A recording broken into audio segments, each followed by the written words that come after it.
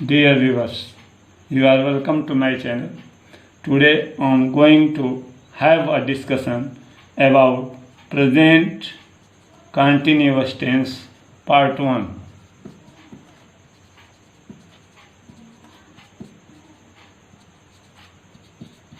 Present continuous part first. Present continuous tense is also known as present progressive tense. Progressive tense. This tense describes that is happening at present. यह tense वर्तमान में जो घटना घट रहा है, जो हो रहा है, उसके बारे में वर्णन करता है. प्रेजेंट, इसको प्रेजेंट कंटिन्यूअस टेंस भी कहते हैं, इसे प्रेजेंट प्रोग्रेसिव टेंस भी कहते हैं. कोई ज़रूरी नहीं है कि जो हमारे सामने हो रहा है उसी को, जिसको हम देख रहे हैं, उसी को प्रेजेंट करना. जैसे he is writing a letter, वह हमारे सामने पत्र लिख रहा है तो हम कहेंगे कि he is writing a letter. लेकिन जिसे नहीं भी देख रहे हैं और वह घटना घट रहा है तो उसको भी हम लोग प्रेजेंट कंटिन्यूअस टेंस में लिखा जाता है. ऐसे corona is spreading all over the world day by day. तो इसे देख तो नहीं रहे हैं, अनुभव कर रहे हैं, लेकिन इसको भी हम लोग प्रेजेंट कंटिन्यूअस टेंस में लिखेंगे. अब इसका फॉर्मेशन कैसे करेंगे, सेंटेंस कैसे, क्या पैटर्न है. पहले अफर्मेटिव का पैटर्न है. सब्जेक्ट, यस का मतलब हम एक्सप्लेन कर चुके हैं. Subject is are am plus verb में आईएनजी प्रयोग किया जाता है. प्रोग्रेसिव में हमेशा आईएनजी का प्रयोग किया जाता है. प्रोग्रेसिव या किसी भी कंटिन्यूअस टेंस में हमेशा आईएनजी प्रयोग किया जाता है प्लस ऑब्जेक्ट. इसके अफर्मेटिव का जो सेंटेंस बनता है प्रेजेंट कंटिन्यूअस टेंस में, यह हमें ध्यान देना चाहिए. कृपया ध्यान दीजिएगा कि सब्जेक्ट, इसमें 3 हेल्पिंग वर्ब है. Is, are, am plus verb में आईएनजी और ऑब्जेक्ट होता है. जब इसका निगेटिव फॉर्मेशन करते हैं, निगेटिव सेंटेंस बनाते हैं, तो इसमें क्या होता है, सब्जेक्ट होता है इज, आर, एम और इसके बाद नॉट का प्रयोग करते हैं और वर्ब में आईएनजी का प्रयोग करते हैं प्लस ऑब्जेक्ट करते हैं. इसका निगेटिव फॉर्मेशन करते वक्त इसमें हेल्पिंग वर्ब इजेएमआर का प्रयोग करेंगे, उसके बाद नॉट प्लस वर्ब में आईएनजी और ऑब्जेक्ट. और जब एसनो क्वेश्चन का फॉर्मेशन करते हैं, एसनो क्वेश्चन बनाते हैं, तो एसनो क्वेश्चन बनाते वक्त ये ध्यान देते हैं कि इजेएमआर को पहले प्रयोग किया जाता है. अर्थात शुरू में इज लिखेंगे, या तो आर होगा या तो एम होगा प्लस सब्जेक्ट होगा, वर्ब में आईएनजी का प्रयोग करेंगे और ऑब्जेक्ट प्रयोग करके साइन ऑफ इंट्रोगेशन करेंगे. डियर व्यूअर्स, प्रेजेंट कंटिन्यूअस का दूसरा नाम प्रेजेंट प्रोग्रेसिव टेंस भी कहा जाता है. जो घटना that is happening in present, जो हमारे सामने हो रहा है, उसे प्रेजेंट कंटिन्यूअस टेंस में लिखा जाता है. इसका जो सेंटेंस फॉर्मेशन है, वाक्य का जो फॉर्म है, वो is, are, am plus verb में आईएनजी के साथ किया जाता है. Affirmative subject plus is, am, are plus verb ING plus object होता है. निगेटिव में subject is, are, am plus not plus verb ING plus object होता है. और रेशनो क्वेश्चन रिवर्स जब बनाएंगे तो is, are, am plus subject plus verb ING plus object रखेंगे.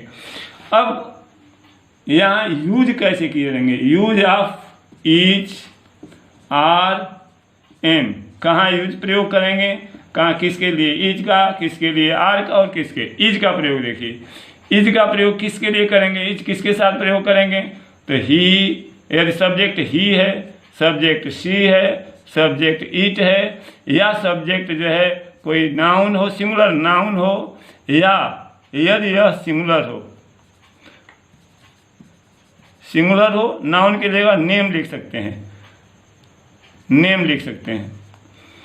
तो इज का प्रयोग ही के साथ, he is, she is, it is, कोई नेम है Ram, Shyam, Mohan plus singular subject हो, इसके लिए हम इज का प्रयोग करते हैं. आर किसके साथ प्रयोग करते हैं, आर का प्रयोग यू के साथ करते हैं, दे के साथ करते हैं, वी के साथ करते हैं. और यदि प्लूरल सब्जेक्ट हो, प्लूरल सब्जेक्ट हो तो इसके लिए आर का प्रयोग करते हैं. यू, दे, वी यदि सब्जेक्ट है तो आर का प्रयोग करते हैं, या प्लूरल सब्जेक्ट है तो आर का प्रयोग करते हैं. और एम का प्रयोग सिर्फ आई के लिए करते हैं. आई के लिए सिर्फ एम हेल्पिंग वर्ब प्रयोग किया जाता है. इज का प्रयोग ही सी इट के लिए, प्लस किसी नेम के लिए, प्लस सिंगुलर सब्जेक्ट के लिए। नेम मतलब राम श्याम मोहन इस टाइप का होता है। और यही जब प्लूरल सब्जेक्ट हो जाता है, यू दे वी हो जाता है, तो आर का प्रयोग करते हैं और आई के लिए एम का प्रयोग करते हैं। अब हम सिंगल सेंटेंस एग्जाम्पल के लिए ले रहे हैं कि अगर सेंटेंस कोई दिया हुआ है तो किस प्रकार उसका उपयोग कर सकते हैं। जैसे एक सेंटेंस है, राम कोस्ट में write a letter at this time. ये सेंटेंस है, Ram write a letter at this time. अब इसे हमें प्रेजेंट कंटिन्यूअस में लिखना है, प्रेजेंट कंटिन्यूअस टेंस में लिखना है। तो सबसे पहले हम देखेंगे इसमें नॉट नहीं दिया है, प्रश्नवाचक चिन्ह नहीं दिया है, तो इसको अफर्मेटिव में कंफर्म करेंगे। तो राम के लिए क्या प्रयोग करेंगे, इज, आईएनजी प्रयोग करेंगे तो क्या हो जाएगा, writing. Ram is writing a letter now, Ram is writing a letter at this time. ये अफर्मेटिव सेंटेंस है, Ram is writing a letter at this time, ये अफर्मेटिव सेंटेंस है। अगर कोई कहता है कि इसको निगेटिव में कन्वर्ट कर दीजिए, ये अफर्मेटिव है, निगेटिव में कन्वर्ट कर दीजिए, तो क्लियर कट फार्मूला हम लोगों के पास है कि सब्जेक्ट रहेगा, इज रहेगा, आर रहेगा, एम रहेगा, प्लस नॉट होगा, और नॉट के बाद भर में आईएनजी प्लस ऑब्जेक्ट। सब्जेक्ट दिया है राम, राम के साथ यहाँ हेल्पिंग वर्ब दिया है इज। अब हमें सिर्फ इसमें बढ़ाना क्या है, तो नॉट लिख देना है। Ram is not writing, Ram is not writing a letter at this time. ये निगेटिव हो गया। अब मान लीजिए इंट्रोगेटिव में चेंज करना है, Ram is writing a letter at this time, इसको कोई कह दिया कि एस नो क्वेश्चन में कन्वर्ट कर दीजिए, तो इसमें इज एम आर को पहले लिख देंगे, तो इसको एस नो क्वेश्चन बनाएंगे तो is Ram writing, is Ram writing a letter at this time. और इसमें ध्यान देना पड़ेगा, साइन ऑफ इंट्रोगेशन होता है।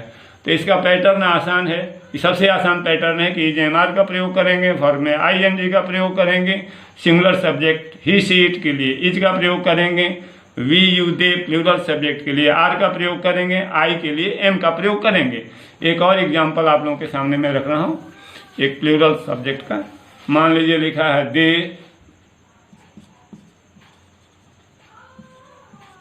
They stand at the gate now, they stand at the gate now.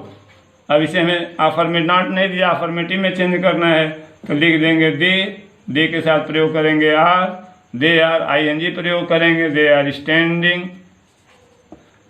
Standing at the gate now. तो इस प्रकार सेंटेंस को प्रेजेंट कंटिन्यूअस या प्रेजेंट प्रोग्रेसिव टेंस में प्रयोग कर सकते हैं। अब प्रेजेंट कंटिन्यूअस का इस सेंटेंस का पार्ट 1 है। अब इसके बाद दूसरे पार्ट में हम लोग पढ़ेंगे कि यूज कहाँ कैसे किया जाता है, कैसे प्रयोग किया जाता है। लेकिन इसके यूज के जाने के पहले, चूँकि present tense simple present tense मैंने कंप्लीट किया था, तो हम जानते हैं कि किसी भी प्रतियोगिता परीक्षा में बैठते वक्त ये ध्यान देना चाहिए कि ग्रामर के साथ साथ वर्ड मीनिंग जरूरी होता है। वर्ड बिल्डिंग नहीं है तो आप राइटिंग स्किल डेवलप नहीं हो सकता है, कुछ लिख नहीं सकते हैं। जैसे एक घर को बनाने के लिए ब्रिक्स की जरूरत पड़ती है, वैसे ही किसी भी कंपटीशन में बैठने में सक्सेस होने के लिए वर्ड्स और ज़रूरी होती है। इसलिए हम जानते हैं कि प्रकृति का नियम है कि एक बीज अगर डाल दिया जाए तो उससे बहुत से बीज पैदा होते हैं, उससे ज़्यादा चीज़ को पैदा किया जा सकता है यदि सही जगह पर उपयोग किया गया है। उसी तरह से एक गेम है जिसको ब्रेन स्टॉर्मिंग गेम कहते हैं, जिसमें डिस्कवरी मेथड होता है। तो जब आप लोग पढ़ते पढ़ते कुछ सोचना चाहें, कुछ विकास करना चाहें, तो एक ब्रेन स्टॉर्म करिए, और ब्रेन स्टॉर्म करके जो व्यक्ति जितना अधिक फॉर्मेशन कर लेता है वही वर्ड्स का डेवलप होता है। विभिन्न ऐसे स्किल हैं जिसके माध्यम से हम शब्दकोश को अपने बढ़ा सकते हैं। और हियर यहाँ एक शब्द दिया है हिस्ट्री, HISTORY। अब जो लेटर्स दिए हैं HIS TORY, यही लेटर, सिर्फ इन्हीं लेटरों को प्रयोग करके कम से कम 15 शब्द का निर्माण किया जा सकता है। 15 नए शब्द बनाए जा सकते हैं, कम से कम 15 नए शब्द बनाए जा सकते हैं।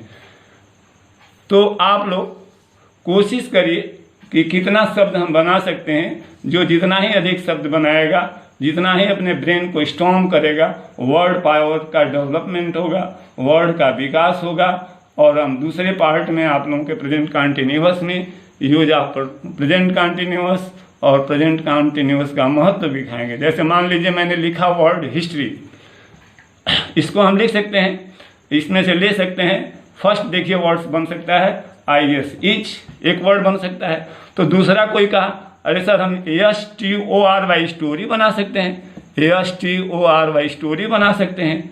तो नेक्स्ट कोई कहा कि हम हीज बना सकते हैं, हीज बना सकते हैं। तो कोई कह सकता है कि हम TOY टॉय बना सकते हैं, टॉय बना सकते हैं। तो 1 2 3 4 वर्ड्स मैंने दिया, इसमें कुल 15 वर्ड्स बनते हैं। कहिए तो हम 1-2 और शब्द बना सकते हैं इसमें, लेकिन मैं आशा करूंगा जैसे अब TO2 ले लिया तो बना दिया अब TO2।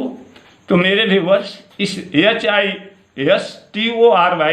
हिस्ट्री से कम 15 शब्द बनाने हैं आप लोगों को, लेकिन दूसरे लेटर का प्रयोग नहीं करता है। Using the only letter history HISTORY, only these letters, इन्हीं लेटर को प्रयोग करके कम से कम 15 नए शब्दों को ब्रेन का स्टॉर्म करना है। जैसे अब ब्रेन को स्टॉर्म करेंगे, HIS हीज आ गया, IS ले लिए ईज आ गया, TO ले लिए टो हो गया, STORY ले लिए स्टोरी हो गया। तो इस प्रकार आप लोग सर्च करिए, एकदम दिखाई दे रहा है, विभिन्न वर्ड्स दिखाई दे रहा है और उन नए वर्ड्स आप फॉर्म करिए। मैं आशा करता हूँ कि कम से कम 15 शब्दों का आप लोग निर्माण करेंगे। आप लोगों के सामने 5 शब्द दिए गए हैं, इसी प्रकार 10 शब्दों को और निर्माण करेंगे। और नेक्स्ट कल के टॉपिक में use of present continuous detail बताएंगे। सिंपल प्रेजेंट टेंस का कंप्लीट पार्ट कंप्लीट हो गया होगा है, उसमें कोई फीडबैक है, कोई कमी है, कोई जानना चाहते हैं तो आप लोग हमें फीडबैक दीजिए और अपने साथियों को, अधिक से अधिक लोगों को सब्सक्राइब करके लिंक को वॉच करने का मौका दीजिए। जितने ही ज़्यादा आप लोगों की संख्या होगी उतनी ही मुझे इनकरेज होगा। आप लोगों का फीडबैक मुझे उत्साह देता है और मैं अधिक से अधिक आप लोगों को कुछ दे सकूं। That's all, thank you.